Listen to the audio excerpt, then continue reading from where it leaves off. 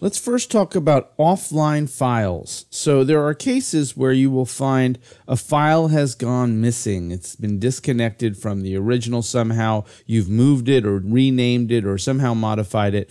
You will get an indicator over here in the event library. See that little warning icon there?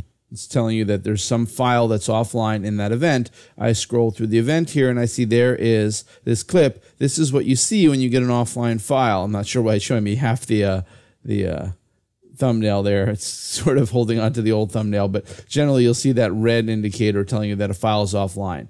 It doesn't give you a lot of information, and there is no way to know what the original file name was called.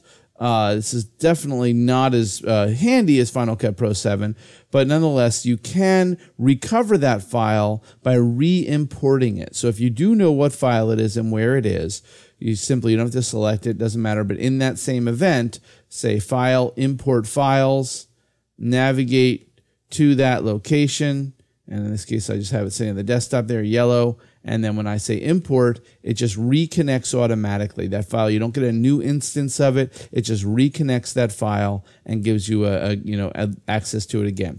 If that file was in use in a specific project, it would reappear there as well.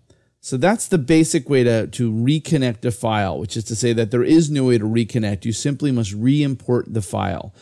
Now, that assumes that you know the name of the file you're trying to find, but of course you can rename the files over here in the event browser, and that's not necessarily going to correspond with the name of the file on the disk. So you need to know what the name of the file on the disk is, and unfortunately there's no column here that's going to tell you that. Even if you go into the inspector, you scroll through here in the extended view here, we scroll through here, there's nothing that's going to show us the name of the file on the disk.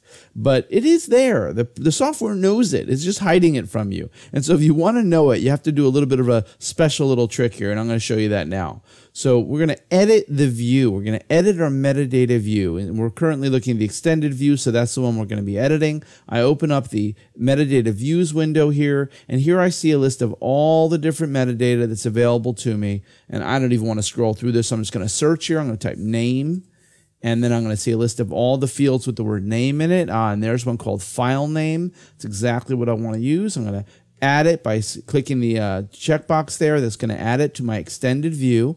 And when I click OK, it's going to save that into the view. And now if I scroll down through the view here, you see down at the bottom, I've got file name. And that's going to show me the exact name of the file on my hard disk. And so that's going to help you find that file, even if the file is currently offline. So that's a little trick you can use if you need to find a file and you can't figure out what it used to be called before you renamed it in the program.